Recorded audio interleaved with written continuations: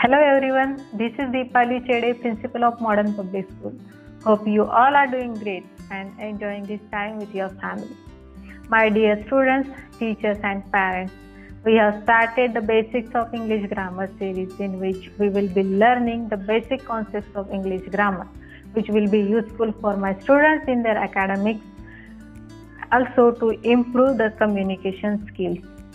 This series is useful for teachers and parents also to improve your communication in English language. तो ये जो basic English grammar की पूरी series है वह स्पेशली उन लोगों के लिए है जिन्हें लगता है कि हमें इंग्लिश बोलना आता ही नहीं, या फिर हमें इंग्लिश बोलने की ज़रूरत ही नहीं, या फिर ये उन लोगों के लिए है जिन्हें ज़रूरत तो होती है लेकिन उन्हें समझ में नहीं आता कि शुरू कहाँ से करें और कैसे करें। और अगर हमारे सामने किसी ने बोल दिया कि इंग्लिश बोलने के लिए ग्रामर आना ज़रूरी है तो बस हमें बहुत टेंशन आ जाती है। हाँ, ये तो सच है कि इंग्लिश बोलने के लिए ग्रामर आना ज़रूरी है, लेकिन यह सोचना गलत है कि ग्रामर सीखना बहुत डिफ़िकल्ट है। अगर आपको इंग्लिश बोलना है तो सबसे पहली बात आप ये बात दिमाग से निकाल दीजिए कि मुझे इंग्लिश बोलना आता ही नहीं, या फिर कुछ लोग बोलते हैं कि हमें इंग्लिश सीखने की क्या ज़रूरत है, लेकिन सबको इंग्लिश बोलना या फिर समझ में आना ये आज की ज़रूरत है। अपने लिए ना सही, लेकिन अपने बच्चों के लिए तो हमें इंग्लिश सीखना बहुत ज़रूरी है। तो बस अब आप ये बेसिक्स ऑफ इंग्लिश ग्रामर के पूरे लेसन अटेंड कीजिए, जिसमें आप उतना ग्रामर तो पक्का सीख जाओगे जितना इंग्लिश बोलना शुरू करने के लिए ज़रूरी है। और इंग्लिश बोलना अगर आपने थोड़ा थोड़ा शुरू कर दिया तो और अच्छे से उसके प्रैक्टिस की तो आपको एक दिन अच्छे से इंग्लिश बोलना आ जाएगा। आप इसके नोट्स बना के अपने पास रख सकते हैं, क्योंकि ये पूरे सीरीज में हम 6 लेसन पढ़ने वाले हैं। उसमें डिफरेंट टाइप्स के इंग्लिश सेंटेंसेस देखने वाले हैं। इसका कलेक्शन आपके पास अगर रहेगा तो वो आपके लिए प्रैक्टिस के काम आएगा। So in this series specially we will be learning about the verb, singing, dancing, reading, writing, teaching and learning. ये सारी होती है वर्ब, यानी कि एक्शन या क्रिया। तो इस एक्शन वर्ब, तो ये क्रियाएं होती है, इसीलिए इसे हम एक्शन वर्ब भी बोलते हैं, क्योंकि ये करते समय हम अपनी आंखों से देख सकते हैं, इसीलिए उनको बोलते हैं क्रिया या एक्शन, और इनको ही ग्रामर में बोलते हैं वर्ब। तो इंग्लिश लैंग्वेज में 2 टाइप्स के वर्ब्स होते हैं। एक होता है मेन वर्ब, जो मैंने आपको अभी बताया। दूसरा होता है ऑक्सिलरी वर्ब, जिसे हम हेल्पिंग वर्ब भी बोलते हैं, जो सेंटेंसेस बनाने के लिए हमें हेल्प करता है। तो इन सब वर्ब्स के बारे में हम इस सीरीज में पढ़ने वाले हैं। शुरू करते हैं हेल्पिंग वर्ब के साथ। So there are 3 main helping verbs in English language: to be, to do and to have। और अगर आपने इन 3 verbs के ऊपर कमांड कर ली तो आपकी बहुत सी इंग्लिश ग्रामर जो है वो कवर हो जाएगी। तो हम इन्हें एक एक करके समझेंगे। So in this series there will be 6 lesson. Lesson number 1 to be, lesson number 2 to have, lesson number 3 to do, lesson number 4 use of can, could, may, might, must, lesson number 5 shall, will, should, would, lesson number 6 tenses। Let's start with the first lesson of this series, that is to be or be verb। तो to be के present, past और future forms देखते हैं। to be के जो past forms होते हैं वो होते हैं is, am, are। to be के past forms होते हैं was and were। to be के फ्यूचर फॉर्म्स होते हैं will be and shall be। First we will see the present forms. Present मतलब यहाँ हम आज के बारे में बात करेंगे। चलिए अब इसे डिटेल में देखते हैं। सब्जेक्ट मतलब जो करता है या क्रिया करने वाला है उसे बोलते हैं सब्जेक्ट। तो वो सेंटेंस में इनमें से कोई एक रहेगा। वो या तो आई हो सकता है जिसका मतलब है मैं, वी हो सकता है जिसका मतलब है हम सब, यू हो सकता है जिसका मतलब है तुम, दे हो सकता है यानी कि वे, ही हो सकता है यानी कि वह। ये हम स्पेशली यूज, ये ही जो है वो मेल के लिए यूज होता है। शी इसका मीनिंग है वो, और वो फीमेल के बारे में यूज होता है। और इट हो सकता है सब्जेक्ट, जिसका भी मीनिंग है वह। तो चलिए अब देखते हैं इन सब सब्जेक्ट के सामने टू बी वाला प्रेजेंट में कौन सा वर्ब लगेगा। आई के सामने लगता है एम, आई एम।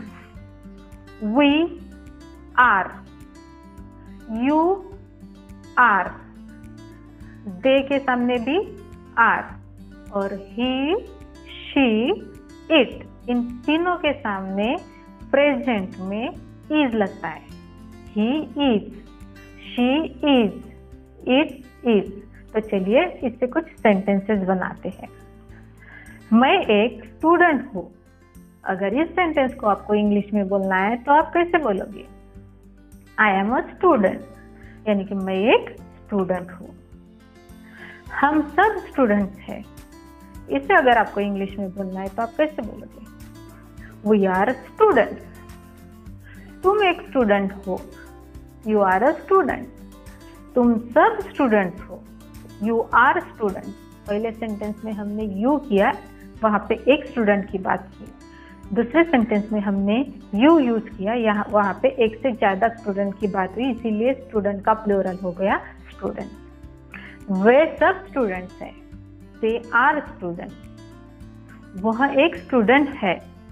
और यहाँ पे हम अगर बॉय के बारे में बात कर रहे हैं तो सेंटेंस हो जाएगा ही इज अ स्टूडेंट। वह एक स्टूडेंट है। यहाँ पे हम गर्ल के बारे में बात कर रहे हैं तो शी इज अ स्टूडेंट। अब आई, वी, यू, दे, ही और शी हो गए। इनके लिए हमने स्टूडेंट वाला एग्जाम्पल लिया, लेकिन इट के लिए हम स्टूडेंट का एग्जाम्पल नहीं ले सकते, क्योंकि इट जो है वो जनरली नॉन लिविंग थिंग्स के बारे में यूज होता है। इसीलिए हम दूसरा एग्जाम्पल देखते हैं। वह अच्छा दिन है। इसे हम इंग्लिश में बोलेंगे it is a nice day. अब बात करेंगे पास्ट के बारे में, मतलब जो ऑलरेडी बीत गया वो समय, यानी कि भूतकाल। So past forms of to be are was and were. चलिए देखते हैं ये सब्जेक्ट के साथ, कौन से सब्जेक्ट के साथ कौन सा टू बी वाला वर्ब लगेगा पास्ट में। आई वॉज, आई के सामने लगता है वॉज। वी, यू, दे, इन तीनों के सामने लगता है वर। और ही, शी, इट, इन तीनों के सामने लगता है वॉज। चलिए इनसे भी कुछ सेंटेंसेस बनाते हैं। मैं एक स्टूडेंट था। यहाँ पे आपने नोटिस किया मैंने भूतकाल के बारे में बात की है। मैंने बोला मैं एक स्टूडेंट था। तो अगर मुझे ये सेंटेंस इंग्लिश में बोलना है तो मैं बोलूंगी आई वॉज अ स्टूडेंट। हम सब स्टूडेंट थे। We were student. तुम एक स्टूडेंट थे। You were a student. तुम सब स्टूडेंट थे। You were student. वे सब स्टूडेंट थे। दे वर स्टूडेंट। वह एक स्टूडेंट था। He was a student. वह एक स्टूडेंट थी।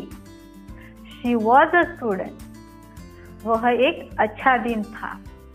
It was a nice day. तो इन सभी जो सेंटेंसेस है इनमें हमने पास्ट टेंस के बारे में बात की है। अब देखते हैं फ्यूचर टेंस। फ्यूचर टेंस में जो टू बी के वर्ब होते हैं वो यूज होते हैं will be and shall be. I, we, इन दोनों के सामने आप विल बी लगा सकते हो, शैल बी लगा सकते हो। लेकिन स्पोकन इंग्लिश की अगर बात करेंगे तो जनरली विल बी यूज होता है, और ग्रामर की अगर बात करेंगे तो शैल बी यूज होता है। लेकिन इनमें से आप दोनों में से कोई भी यूज अगर करते हो तो दोनों करेक्ट है। सो आई विल बी और shall be, we will be और शैल बी, और you, they, he, she, it, इन सब के सामने यूज होता है will be. Let's see the example. मैं एक स्टूडेंट होने वाला हूँ। देखिए मैंने यहाँ पे फ्यूचर के बारे में बात की है, मतलब मैं फ्यूचर में एक स्टूडेंट होने वाला हूँ। I will be a student. हम सब स्टूडेंट्स होने वाले हैं। We will be students. तुम एक स्टूडेंट होने वाले हो। You will be a student. तुम सब स्टूडेंट्स होने वाले हो। You will be students. वे सब स्टूडेंट्स होने वाले हैं।